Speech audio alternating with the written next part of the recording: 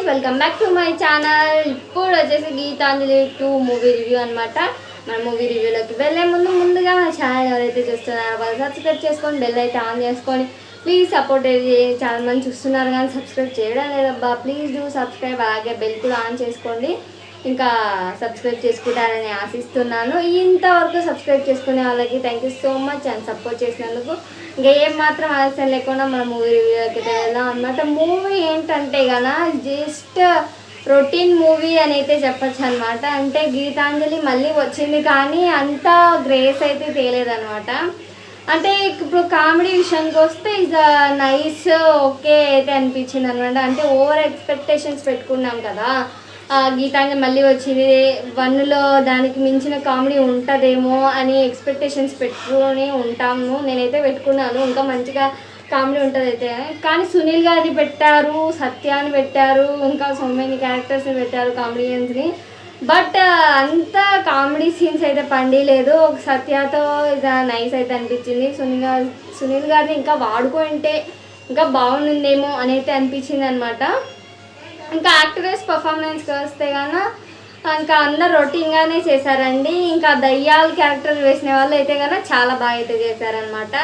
And main ఎవరు బాగా చేశారంటే కానీ ఇప్పుడు భైరవకంలో ఒక దయ్యం క్యారెక్టర్ ఉంటారు కదా, ఆయన పేరు నాకు తెలీదు.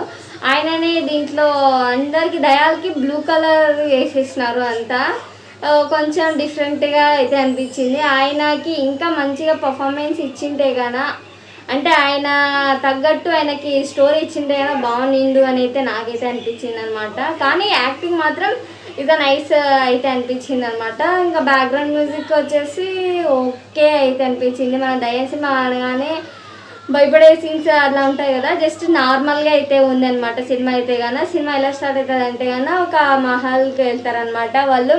అక్కడ సినిమా షూటింగ్ చేస్తూ ఉంటారనమాట. ఇంకా అక్కడ వాళ్ళ దయ్యాలతో ఎదుర్కొనే సంఘటనలు అనమాట. ఇంకా ఫన్నీగా కొంచెం భయంకరంగా ఉంటాయి. ఇంకా మీరు ఇవి తెలుసుకోవాలంటే కదా సినిమాకి వెళ్ళండి. అన్నీ చెప్తే ఇంట్రెస్టింగ్గా ఉండదు కదా, సినిమాకి అయితే వెళ్ళండి.